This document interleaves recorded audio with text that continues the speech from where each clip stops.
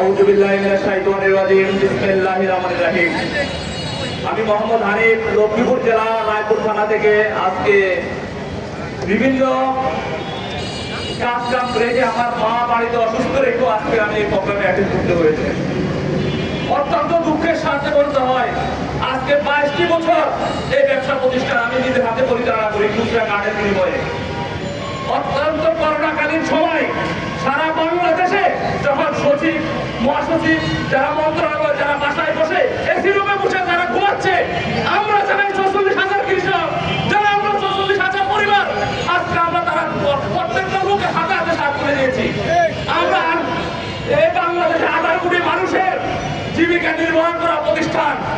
আমরা প্রত্যেকটা মানুষ আমরা যারা আজকে রাস্তায় এসে দাঁড়িয়েছি আমাদের প্রত্যেকের চাষাবাদের সাথে জড়িত। আমরা সবাই চাষাবাদ করি। আমরা এই 18 কোটি মানুষের জীবিকা নির্বাহ করে থাকি। আমাদের প্রত্যেকটা লোকের এমন কোন লোক দোকানদার বাদ নাই যার লোন নাই। আমার নিজের ব্যক্তিগত 1 কোটি প্লাস লোন। আজকে যদি আমার লোন প্রতিষ্ঠান বন্ধ হয়ে যায় তাহলে আমাদের কি হবে? আমাদের এই লোনের টাকা কে দিবে? আমাদের এই লোনের টাকা দিবে না কে?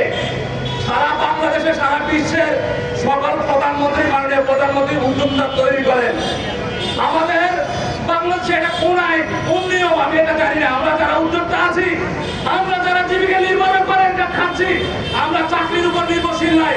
আমরা যারা বিএ পাস করে আজকে আমরা চাকরির পিছনে ঘুরতেছি না, আমরা কিন্তু আমাদের কর্মসংস্থান নিয়ে ঘুরতেছি। আজকে আমাদের সেই উদ্যোক্তা থেকে আমাদেরকে বাদ দিতে চায়, এটা কেমন কথা? আমাদের সবার একটাই দাবি, আমাদের খুচরা কার্ড বহাল চাই, এর বিকল্প কোনো কিছু নাই। যত কিছুর বিনিময় হোক আমরা আমাদের খুচরা কার্ড বহাল চাই। আমরা দুর্নীতি করছি না, আমরা চুরি করছি না, আমরা ব্যবসা প্রতিষ্ঠানে ব্যবসা করছি। যারা 1250 টাকা সার কিনে 4,000 টাকা 250 টাকা বিক্রি করে তাদেরকে বহাল রাখে, আমাদেরকে বহাল করে। এটা কোন বাংলাদেশ? এটা কোন বাংলাদেশ? জানতে চায় জাতি, জানতে চায় সারা বাংলার জাতি মানুষ, জানতে চায় 46,000 পরিবার, জানতে চায় 46,000 পরিবারের যারা এর সাথে অঙ্গনগমে জড়িত আছে তাদের পরিবার, তাদের বাবা মা, তাদের ভাই বোন আত্মীয় স্বজন।